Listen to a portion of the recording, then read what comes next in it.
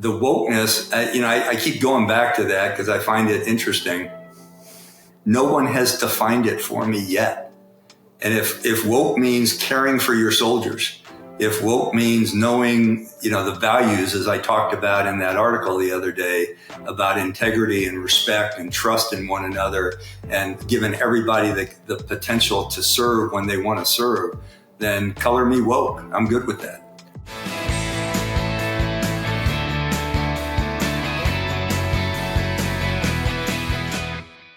Hello and welcome to the Bulwark Podcast. I'm your host, Tim Miller. It is Wednesday. I'm actually taping this Tuesday afternoon because Wednesday morning I'm flying to D.C. Me and Sarah Longwell are doing a debate against the Libertarian Reason Bros over at the Howard Theater. So if you're in D.C. and want to come hang out and are listening to this on Wednesday afternoon, we're doing that tonight around 7 p.m.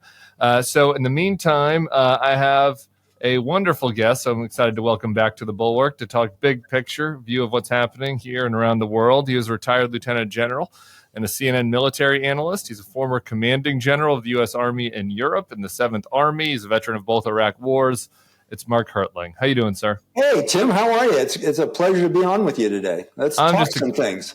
I'm excited to have you back. Hopefully you can illuminate some things for me. I don't know if I can do that, but we'll see. Much to discuss. And you've written, I want to get at the end, you've written for us as well, which we always really appreciate. You wrote something beautifully about American values, what you learned in the Army, and what maybe the citizenry needs to learn. You wrote that for us after the election. So I want to get to that at the end, but there's so much happening around the world. And usually I have a little outline of things I want to talk about. But given your breadth of experience, I actually thought the more interesting way to start would be, I want a threat assessment from you.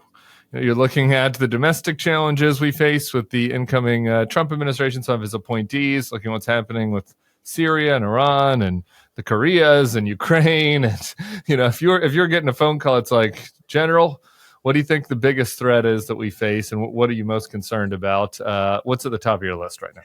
I tell you, Tim, it's interesting. I was at West Point last week. The seniors of the class picked their branches, which means infantry, armor, artillery.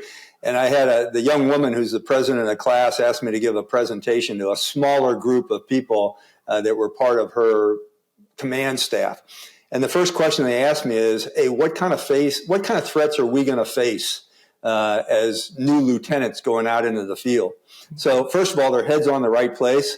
And secondly, I had to tell them is I have no friggin' clue. One of the things as a military guy is, when I entered West Point in 1971, the Vietnam War was going on. By the time I left there, Europe was red hot. During my time, we never fought a war in Europe except the Cold War. But during my time in Europe, we went to Panama, Iraq in 1990, and then had a terrorist hit the buildings. So, it changes, and there's all kinds of black swans out there. That's my preview.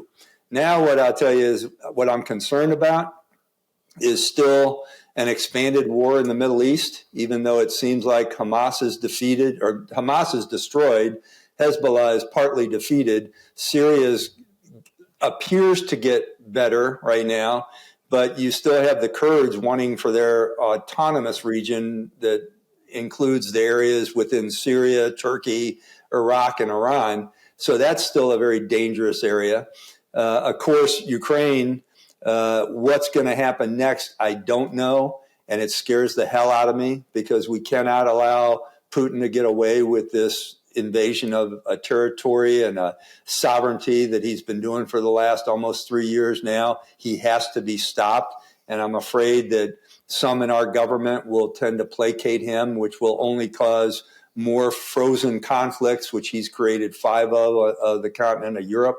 The partnership between Putin and Kim is just horrible. And I think Kim's getting the worst of it now because reports this morning saying that, he's sending waves of North Korean soldiers against Ukraine and they're being destroyed. So he may be getting missile parts for his intercontinental ballistic missiles in North Korea, but it's not going to help him in terms of doing anything for that country. And then, of course, even though China's economy is in the toilet and going down faster, they're still a major threat because they've got the biggest military in the world and they have great ambitions. Is that all? No. Then you've got domestic terrorism, international terrorism, climate change activities, and anybody that scoffs at that, I'll tell you, the Department of Defense has been looking at climate change for the last 30 years, and they know what the implications of that are. I mean, I could go on and on. It's a bad world out there. It's the worst that I've seen in my 40 years as a professional.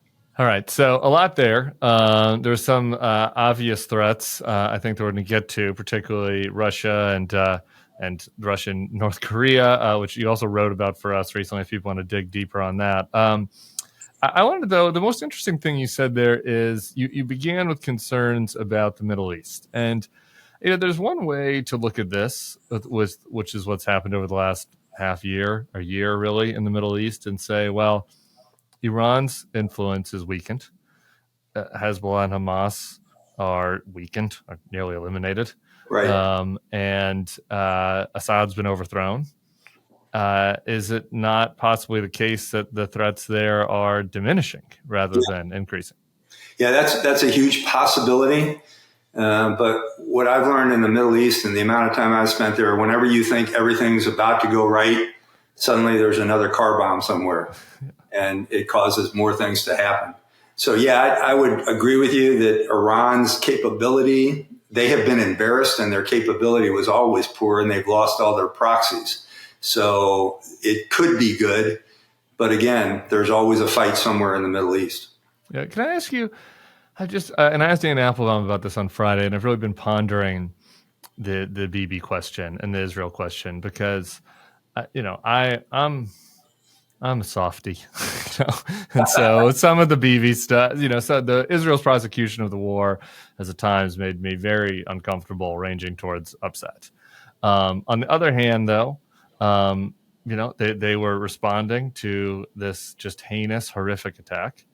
And what we have seen from the fact that Israel's military and Bibi have been unwilling to kind of respond to pressure from the globe because they've resisted that pressure, they just objectively, like, they've successfully weakened these very serious threats around the region. So I wonder, just from a military perspective, kind of how you assess the way that Israel has prosecuted the war over the last year. Yeah, boy, that's a great question. And there's been a couple of folks that see it from the stand. If you've never been to Israel, you don't understand it. I was in Israel in 2012 with my counterpart there, near the place where the concert occurred, where the Gazan division was. And we were just standing around talking on the outside, and suddenly a couple of rockets started coming in. This was in 2012. And he said, this is a typical experience. When you have the kind of terrorist threats they do, and when you have the terrorists doing things that Hamas and Hezbollah have done, specifically, the create the victims doctrine, as they call it, in 2014, where everything that Israel does, we will call it the worst thing possible and take film of it and get it out on the world stage. And at the same time, they're building literally hundreds of miles of tunnels underneath Palestinian citizens and wanting those citizens to be killed to put more blame on Israel. Yeah, you can understand both sides of the story. Israel has executed the war, in my view, very well. There's been a lot of horrendous casualties and killings, but they had no other choice because they had a major terrorist organization 3 miles from their citizens. They had to do so. We would do the same, I think. And Katie bar the door if someone, as far away as New Jersey started attacking Manhattan Island. We would go in and bomb New Jersey to smithereens. So from a military perspective, they probably they executed the war the best way they could. It's the political perspective that why did it get to this point? What caused them to come to the conclusion of no intelligence, lack of interaction with the Palestinian people, doing the kinds of things they were doing on the West Bank and in Gaza to really subjugate those Palestinians? that all contributes, and you've got to account for that as well. Yeah. I want to go back up to Ukraine. When you were on with Charlie, gosh, a couple of years ago now, time is a flat circle. And I think we're pretty prescient in speaking about the weaknesses of the Russian military. I think you were more, because of your firsthand experience, I think more aware of the limitations, to say the least, that their military operation would have. You said the same thing about this. You wrote the same thing for us about this partnership with North Korea that has, allowed them to have kind of additional men coming in to the battlefield. I'm wondering how you assess the state of play now with the specter of Donald Trump coming in, and whether you feel like that's changed at all, whether you think that Russia is maybe on a stronger footing, or I guess just broadly what you think the state of play is. No, I think Russia is on the weakest footing they've been on since the start of the war began. I mean, truthfully, you've got Putin as a kleptocratic, authoritarian mafia boss who has destroyed his military. I mean, it's about 3/4 of his military, it's estimated, has been destroyed. His bond market just went flat yesterday.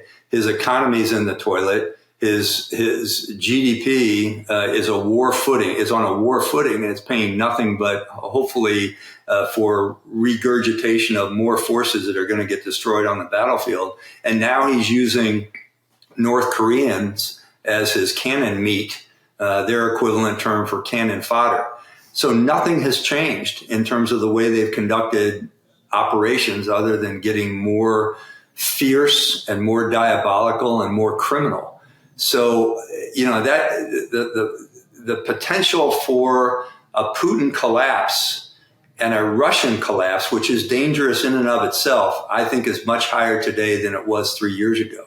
Wow. The problem is, if support for Zelensky and the Ukrainians dry up, then we've got potentially another frozen conflict where Russia has been able to grab 20% of a sovereign territory and get away with it, and will potentially rebuild and grab more if they're allowed to do so. It does seem insane that we being the West, would take our foot off the gas here at this moment, if what you're saying is right. If they're in such a weak position, for this to be the moment to say, let's negotiate, it's just a gift to Putin. It's like it would be to bail him out. Yeah, I agree. Putin is not the kind of guy you negotiate with, for two reasons. First of all, he always wins. And secondly, he never lives up to his promises. He's a liar. So when you put them in a position of the Minsk Accord or the Normandy Conference or anything like that, he has lied every single time. And even a week before the invasion, he was telling everybody he wasn't going to invade. So how do you trust somebody like that and say, oh, yeah, we can move forward if we can just get him to the peace table and give him X amount of a Ukrainian territory and call it even? Well, that's not what the Ukrainian people deserve. Yeah. Why do you say that the first is he always wins? Just because he doesn't negotiate in good faith and the other side does? Yeah, he lies and doesn't negotiate in good faith, much like some other autocrats around the world. Just for people that are maybe new to us or just to refresh memories for those from the last time you were around, and part of the reason why you were able to assess their weakness was seeing firsthand the type of military operation they were running. Why don't you just refresh folks' memory about that? Yeah, I was able to go to Russia on 4 different occasions, and the first time was an exchange. I had the Russian chief of the ground forces, a 3-star, visit me first. When would this have been? This was in, 2011, I think. This wasn't the first time I was in Russia, but it's the first time we had this exchange. And when I went over to see his forces, everything I saw was a demonstration. Everything that he was telling me was a training event was just a rote exercise that people had practiced multiple times over and over for show. Their leaders, when I talked to them, when I talked to the generals, they were almost always drunk. When I talked to the lieutenants and captains, they were obviously just obeying orders of the drunk generals. They had no sergeant's corps. They didn't have a very good doctrine. You could tell where most of their their senior leaders were corrupt and stealing things from the government. They treated their soldiers like crap. I mean, I was in a training barracks one time where I literally saw one of the young officers beating up a soldier with a baton. I mean, just corporal punishment. So there's no trust between the military and the government, and there's no trust between the soldiers and their military leaders. I'm sorry, General, I got to interrupt you there because I've been told on Fox News and such that that's like how you do military right. Like that's the manly military, beating up soldiers. And it's just our woke pansy military that doesn't do stuff like that. Yeah, I guess I can't comment on that because I'm one of the woke generals, Tim. You know that. But you build trust and you build the capability to fight by treating people well and by building teams and understanding the complexities of modern war. Russia doesn't do that. It was interesting that I tell the story that the general, Stroika was his name, came to visit me in Germany. And after I showed him whatever he wanted to see and opened up every closet for him, as he was leaving, he said to me, "Hey, you've got a good military here. How can I make mine more like yours?" It was a really telling moment. And I said, "General, you can't, because you don't have professional values. You don't have an NCO corps, and all of your generals are hidebound and crooked. And until you fix those issues, you can't defeat anybody on the battlefield." All right, if you're listening to this episode and your blood pressure is rising, thinking about all of the threats that General Hertling has identified throughout the world, I bet you could use a little taster from our next sponsor, Sol. This podcast is sponsored by Sol. Sol's new out-of-office gummies are perfectly microdosed with hemp-derived THC and CBD to give any day that chilling on the beach vibe. The out-of-office gummies help you get that much-needed me time at the end of the day. They're convenient and delicious. Out-of-office gummies give you that warm, fuzzy, euphoric microdose feeling without sending you to the moon. You can go for a jog, watch your favorite TV show, or head out to a party, whatever floats your boat. I've mentioned this before about the gummies, all right? These days, especially those of us who get into middle age, that like 3 glasses of wine or 2 glasses of wine with dinner sometimes leads me to a little bit of a lag the next day.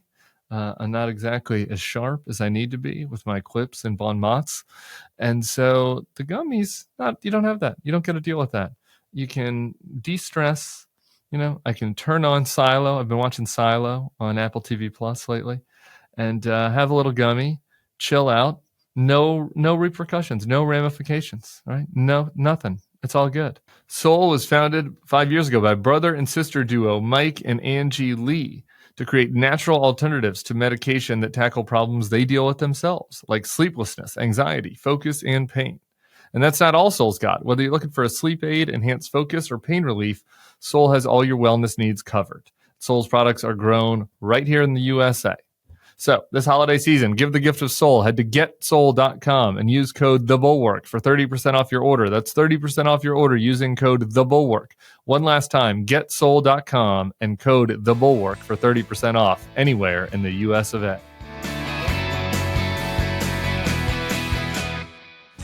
Takes us a little bit to the domestic side of this, because there is an underlying argument beneath the appointment of Pete Hegseth, for example, Secretary of Defense, which you see in memes from Republicans like Ted Cruz and others, which is that the Russians and the Chinese and militaries abroad, they are tough. They're still, they care about being real men, and that's men's values there. And here we have weakened our military. We care too much about DEI or whatever, or struggle sessions. You hear this a lot, and that truism is what underlines the rationale for making these appointments. And so I'm just curious, what you think about that, and what you think the incoming administration might, how their changes might affect, our readiness and our military. Well, I mean, first of all, is before the Russian invasion occurred, I saw the same kind of memes where it was portraying Russian soldiers as these big, strong guys that, were bare chested and running through the, cold and diving into lakes and all that other stuff. Fighting white tigers. Yeah, but and it was just ridiculous because that's not how modern militaries train or act. They're a professional force. And it was interesting to me that almost in every case, the people who were posting those memes or talking that way, like you mentioned Ted Cruz a minute ago, have never served. So they don't know what the military is like. Even Tommy Tuberville, when he was making the hold on all the generals, saying he really knew what a military is like because his dad was a sergeant in World War II. And you just go, okay, yeah, whatever you say there, Tommy, coach. But the thing is, it takes a lot to train a modern military on complex equipment in very difficult operations. The Ukrainians have it right. They've got women on the battlefield. They're looking to train, and they're not portraying themselves as woke or, they're a diverse organization, and they're doing pretty good against the fourth largest army in the world. I think the Russians are. So it just doesn't hold up. There's no research behind any of those statements. It's just a feel for what they think is supposed to be. It's just ridiculous. So I agree with, obviously most of this stuff is coming from, keyboard tough guys like Ted Cruz, but there is some demand for this inside the military from some quarters. So I want to read you something that happened on I guess Tuesday morning. The Trump transition put out a press release saying that 120 retired generals and admirals signed a letter supporting Pete Hegseth. In the press release, it has a couple sentences here. He has studied and experienced the disastrous effects of diversity, equity, and inclusion on our military, and he's committed to expunging it from our armed forces. Prominent in Trump's mandate was making our military strong and lethal, to include removing what is called wokeness from our armed forces. So, it's over 120 guys who look at a weekend talk show host and say he's the right man for the job because he has expertise on DEI. What do you think about that?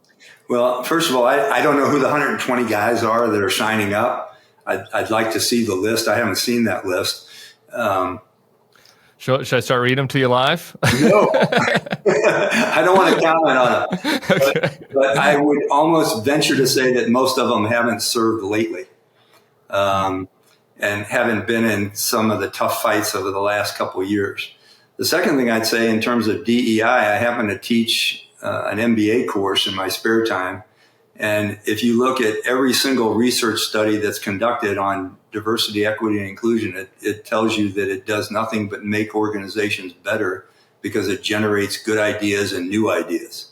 So, I don't want groupthink in any military organization I'm with. I want people contributing, and the wokeness. I keep going back to that because I find it interesting. No one has defined it for me yet. And if woke means caring for your soldiers, if woke means knowing, the values, as I talked about in that article the other day about integrity and respect and trust in one another, and giving everybody the potential to serve when they want to serve, then color me woke. I'm good with that. What do you think just generally about whether, the credibility question? How do you assess somebody like an appointment like Hegseth when there are just so many qualified people out there? Yeah, well, what I do first and what I did before the election, or right after the election and right after Mr. Trump was the president-elect, I posted something that said, what will be interesting is to see who he appoints to the key national security positions of DOD, state, CIA, Homeland Security, and Director of National Intelligence. Because those 5 cabinet posts, those 5 posts are the ones that keep us out of danger. And each one of them has to be pretty savvy in what they do. And especially the Department of Defense, or the Defense Secretary, because I'd be interested. I'd love to be in on the questioning of any nominee to say, what do you think the Defense Department does? Just outline the list of what the Defense Department, the Secretary of Defense does, because as a young brigadier general, it was my one and only time on the Joint Staff, and I had to see the Defense Secretary every Friday, along with one of the combatant commanders, to go through contingency plans, what we call war plans. And you got to have a little bit more of a strategic view in terms of just the capability of what our contingencies are. But you also have to do acquisition, personnel management, logistics around the world. I mean, Tim, right now, today, because I checked this morning, we've got 180,000 soldiers deployed outside the United States. There are over 100 ships sailing at sea, and the U.S. Air Force has conducted 5,000 sorties of different aircraft today. You've got to manage all that, and that's just a daily thing. You're talking about an $800 billion budget. I mean, I consider myself a pretty smart guy and pretty savvy in terms of military operations. I would not want to be the Secretary of Defense. It would be too hard for most mere mortals. You're doing acquisition, defense spending. I could name the tasks that fall under the Secretary of Defense, and it would boggle most Americans' minds. And to say because a guy spent a couple of years in the military and then became a talk show host that he has, I don't know what it takes. I don't know what other kind of nominee the president-elect could make. But it better be a good one because, like I said earlier, we're facing some of the biggest challenges I've ever seen in the international environment. Yeah. I just listened to that, and you said something that is just something that I've been wondering about. Somebody that is, doesn't have any experience in this world. It's like, if you're a brigadier general, like you said you were, and you're going in next February, and you've got to do a briefing on war planning to the Secretary of Defense. As a guy that's been sitting on the couch for 8 years on a weekend talk show, that has, I don't know what that does to morale, but I'm just painting that picture in my head. It feels ridiculous. I mean, even putting the politics of it aside, just as a question of seriousness and the type of person you would want in a job like this. It seems pretty preposterous when you think about the quality of people that are going to be reporting up to this person. There's a thing called executive presence, and put the character piece aside. What you do and who you are. Don't even talk about that. But just from the standpoint of presence, someone with executive presence has gravitas. They know what they're doing. They have an intellectual capability, an emotional intelligence. They have a calmness about them. They listen more than they speak, and they hear with empathy what's going on in the organization. That's kind of what I want in a guy with a whole lot of experience to be a different cabinet secretary for a nation that is facing a lot of global security threats. I have to tell you about this game-changing product I use before a night out with drinks. It's called pre-alcohol. Let's face it, after a night out with drinks, I don't bounce back the next day like I used to. I have to make a choice. I can either have a great night or a great next day. That is, until I found pre-alcohol. ZBiotics pre-alcohol probiotic drink is the world's first genetically engineered probiotic. It was invented by PhD scientists to tackle rough mornings after drinking. Here's how it works. When you drink, alcohol gets converted into a toxic byproduct in the gut. It's this byproduct and not dehydration that's to blame for your rough next day. Pre-alcohol produces an enzyme to break this byproduct down. Just remember to make pre-alcohol your first drink of the night. Drink responsibly, and you'll feel your best tomorrow. It's Christmas party season. I'm doing my best. As I mentioned, I'm trying not to do weeknight drinking. All right. Need to be fresh for the show. But it's not my fault if people are planning their Christmas parties on Tuesdays or Thursdays. And ZBiotics pre-alcohol is something to take before you go to the Christmas party, just in case you have one more than you wanted. Here's the thing about Christmas parties, just a little piece of advice. Office Christmas party is probably not the moment to just go completely ham. All right, something to think about. But no matter what, the pre-alcohol before you go out to the Christmas parties, it's smart. Make sure you're going to be ready the next day. No worries. So with free alcohol, you can make sure to stay on track and not let this holiday season throw you off course.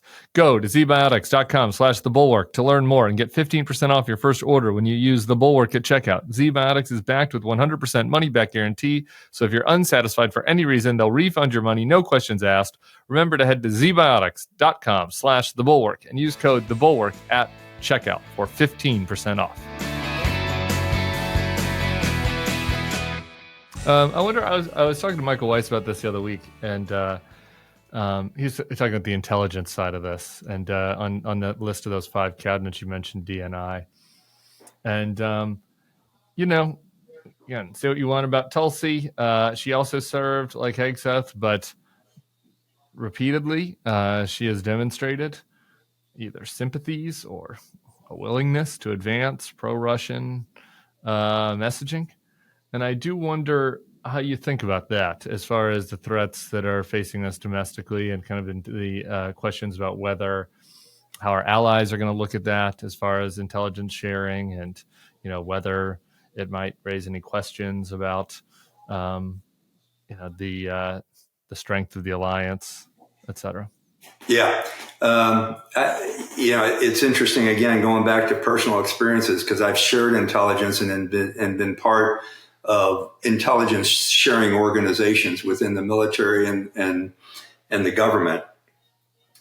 And again, the first thing you have to generate is an element of trust, that things are going to be kept secret, that when an intelligence service tells you something that's important and that they feel is critically related to something that might happen or that could cause problems, they're going to know you're going to keep it to yourself and you're not going to give them up, first of all. But secondly, they need to know you understand it.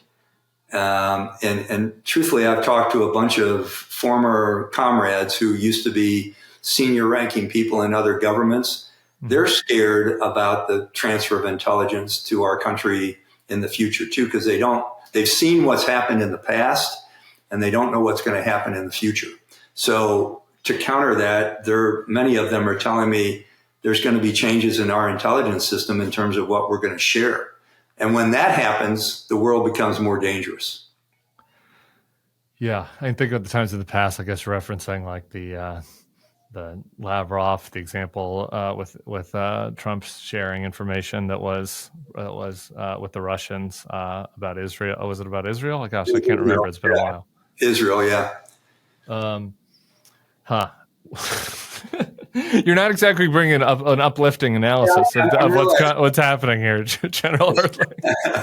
Let's talk something good. Okay, give me something. What do you got? What's something good? Something good that's happening out there? Navy beat Army this weekend, so I can't talk about that either. Okay, yeah. We had a good Nuggets win last night. I think there is the potential for real fast learning curve to take place. Because there could be a lot of disasters in our future. We've seen that in the past. I mean, our country's been through tough times before, not just recently, but in our history. And every time there's a correction to get back to some norms. The folks like you were naming a few of them, I don't know who you should name to be the cabinet secretaries, but I know what the qualifications are and how you've got to have that, first of all, character, then that executive presence, and then at least a modicum of intelligence to understand where you fit in the state of affairs of a country as powerful as ours. And if it's just going in to turn tables upside down and throw things against the wall, that's not a good approach for government. There's certainly some potential for changing things, for making things better.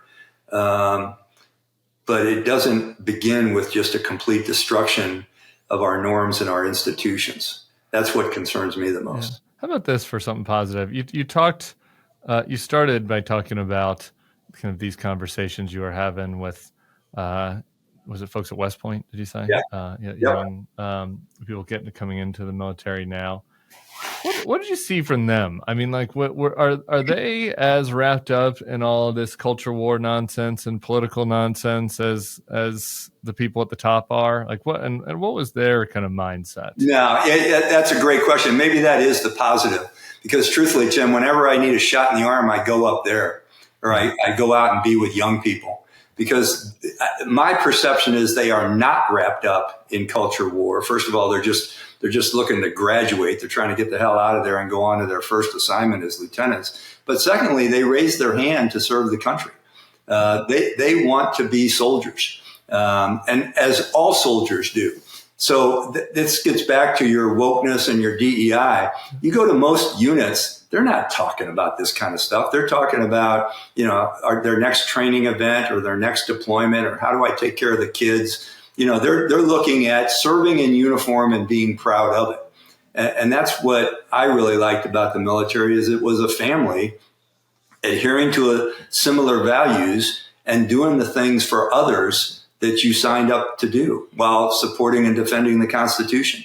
And that's why I wrote that other article about values, in terms of getting back to what do we believe as a nation, as opposed to all this divisiveness. Yeah, let's talk about that. So the article you wrote was about ethical education. It was titled, "I Helped the Army Remember Its Values. I Wish I Could Do the Same for the Country." There was a mnemonic device, leadership, without the E and the A in there. So it's loyalty, duty, respect, selfless service, honor, integrity, and personal courage. Just talk about the kind of what underlined that, and what lessons maybe you might want to take from it. Well, we might want to take from it. Yeah, when you're part of any values-based organization, you're going to use those values to make decisions about things, about who you are and what you do. You're going to portray those 7 values that you just named if you're a soldier, and you're going to make your decisions based on your loyalty, your duty, and your respect for others. As an example, you're going to serve because of selflessness. You're going to serve with honor and integrity. And when it comes down to it, you're going to stand up and use personal courage to say the right things or do the right things, whether it's in peacetime or combat. And it struck me that those 7 values kind of drove my decision making. Whenever I had, a thought where, what should I do in this situation, I would go back to those values and say, what do our values say we should do? And it got me thinking about our national values. You can go back through our documents and our speeches and find things that our founding documents and speeches by great Americans said when they reflected on who we were or who we are. And if you're a values-based organization, and I truly believe that the United States is values-based, it was created out of a sense of values and ideas. One of the things I'd like to talk about is soldiers, or anybody in government, by the way, who raises their hand to protect and defend the Constitution against all enemies, foreign and domestic. It's the only oath in the world that's given to a piece of paper. And that piece of paper reflects ideas and values and who we want to be and who we aspire to be. Other countries go motherland or fatherland or El Presidente. We do ideas and values. So that's kind of what I wanted to portray in that paper. Yeah. Do you worry that, I don't know, there's an increased sense in the country that stuff was all BS?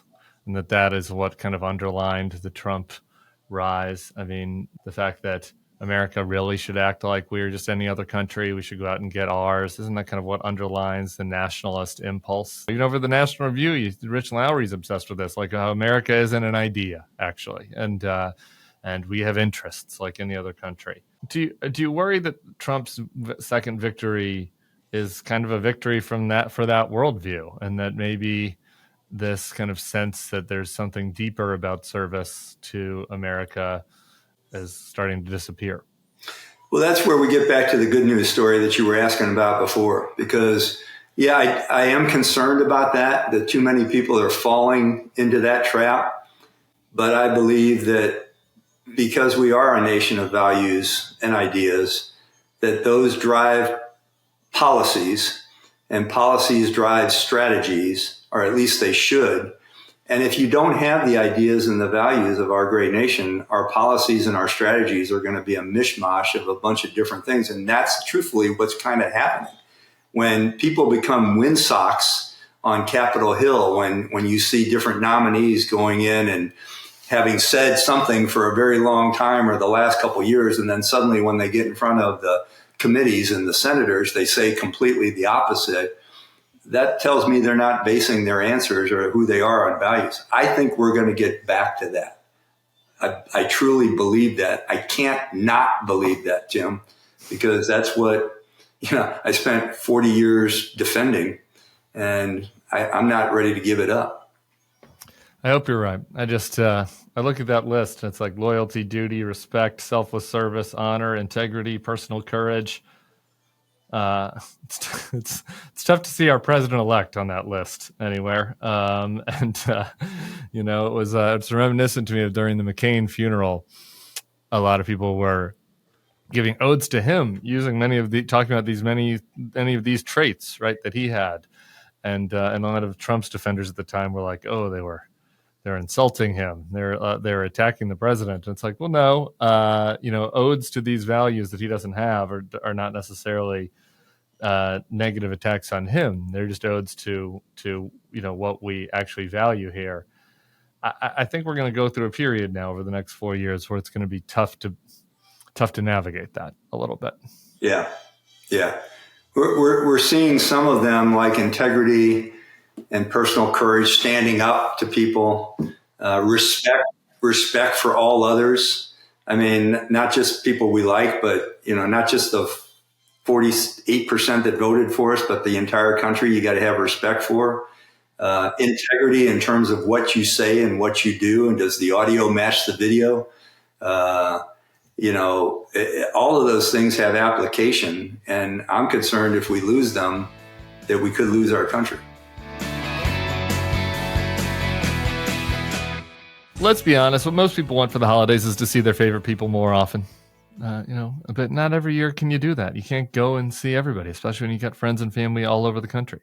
That's why this year, the best gift you can give is an Aura digital picture frame. Named the #1 digital photo frame by Wirecutter, Aura frames are incredibly smart and easy to use, allowing you to upload unlimited photos and videos directly from your phone to the frame. Plus, you can order the frame online and preload it with photos and videos using the Aura app, so it's ready to go right out of the box. That preloading, I've been talking about that. That's key, all right? What you don't want is a photo frame. You send somebody a box. It's a box, all right? It's got a beautiful mat. It looks good. It's cool. They put it up on their mantle. They put it on their bedside table. But it's nothing. It's a photo of some people they don't know, or it's a single photo of you, and your family. And then it's boring. And then they move on to the next present. Not so with Aura. Not so with Aura. You can preload it with a bunch of shit. A bunch of photos, a bunch of videos. You can put little Easter eggs in there, something that'll make them laugh. And that is kind of like the next best thing to being there with your friends or family if you can't this holiday season. So save on the perfect gift by visiting auraframes.com to get $35 off Aura's best-selling Carver mat frames by using promo code Bulwark at checkout. That's auraframes.com, promo code Bulwark. This deal is exclusive to listeners, so get yours now in time for the holidays. Terms and conditions apply. Hey, y'all, if you love this podcast and want to listen to all Bulwark podcasts ad-free, join Bulwark Plus today. You can click the link in this description. You'll get the best politics newsletters in the business, and you can become a Bulwark Plus member right now. We'd appreciate it. I meant to ask you at the top, and I just don't want to lose you before this, because given your expertise, your amount of time in Europe, dealing with our counterparties and our allies in Europe, if what you're saying is correct about the weakness of Russia right now and about the need, to make sure we're backing our Ukrainian partners, we've seen, the NATO Secretary General calling for more assistance and for European partners to step up more and recognize the threat that they face. Is there anything to that? Could the Western Alliance survive with a diminished role of the United States, you think? Or does the United States diminishing necessarily mean a weakening of the entire alliance and Putin continuing to kind of regather his strength? Yeah, I just had that question from the thing I was just on with a bunch of national security professionals, and that's why I'm wearing a tie today. and the same question came up about what will it mean to the alliance if the U.S. pulls out? And first of all, it's more than just a military alliance. I mean, the partnership and the trust and the alliance is just magical. Yeah, there's a lot of problems with NATO. It's sometimes hard to get decisions when you're in Brussels, but boy, it's stuck around for 80 years doing some really good things in some really tough situations. Could the Europeans survive without the United States? Yeah, they could, but it wouldn't be the same alliance. I think they depend on us as much as we depend on them. And plus, if we pull out of NATO, which some have suggested, I would think we'd lose the intelligence sharing. We're going to lose the trust with and the connection to the continent. We're going to use an economic factor and a diplomatic factor that's part of national power. So, if you look at the four elements of national power, diplomacy, military, information, and economy, all of those will be decreased for us if we pull out of the alliance, and I don't think it's a very smart move. Yeah. Do you, I guess, since your assessment of just the way that Russia's been degraded, I think is maybe greater than some of what maybe some of the conventional wisdom is out there. Do you concur with, what Ruta said recently about how Europe doesn't know what they're in for, and, over a 3, 4, 5 year window, like Russia has ambitions potentially beyond Ukraine. Do you share that concern, or do you think that they are too degraded to be able to execute on on even if they had greater ambitions, they couldn't actually follow through on them? What's your assessment? I think they're degraded now, but hopefully, for their sake, they would learn some lessons. And that's why I don't think we, the United States or NATO, should give them a break. We should not allow them to go to a peace talks, because they're just going to pull back, take their chunk of land, and then determine how they're going to move forward. And 3, 4, 5 years from now, they're going to invade somebody else that's less well equipped than Ukraine. All right. So you're a St. Louis man. You went to Chaminade, which is no, I went to CBC. School. You went to which one? CBC. You went to CBC, Christian Brothers. Oh, okay. So I've got so my father and. Let's see. I'm doing a quick math in my head. 1, 2, 3, 4 of my uncles went to SLU, and I had one fellow CBC. So we have one. So my mother's youngest brother was CBC. Everybody else was SLU. So we have a little rivalry here. Well, back in the day, SLU and CBC were like major rivals. Yeah, absolutely. Yeah. I know. Now, the youngest brother when my mother went and her brother went to CBC, was a little bit of a touchy subject, actually, around the house, since everybody else would go to SLU. We moved. My parents moved me, or moved us. I'm actually Denver. I rep Denver, but I have two huge Catholic families, and so I have 100 cousins who went everywhere. Though I don't think we had any CBCs. That's why I had Chaminade mixed up in my head. I did have a cousin went to Chaminade, an uncle went to CBC, but mostly SLU across the board. Though a friend of mine is now the president of DeSmet. So Ronnie O'Dwyer. So we have a little St. Louis Catholic school rivalry happening. That is huge. I did not know that about you. I wish I had known that earlier. I would have given you a hard time a whole lot earlier. Well, but you've also, like me, we've migrated out of St. Louis. You're a Florida man now? A Florida man now, yeah. Are you at all concerned about the regime targeting you? There is a little bit of anxiety, but not much. I can handle it. All right. I have no doubts you can handle it. Thank you, General Mark Hertling. I really appreciate it. We are richer for your analysis here, and you've been a frequent visitor of the podcast and the site. We're really grateful to you, and hope we can stay in touch. Hey, thanks, Tim. Appreciate it. It's been a pleasure. Really appreciate it. All right, everybody else, we'll be back tomorrow. We got a first-time guest on the podcast. Super pumped for it. We'll see you all then. Peace.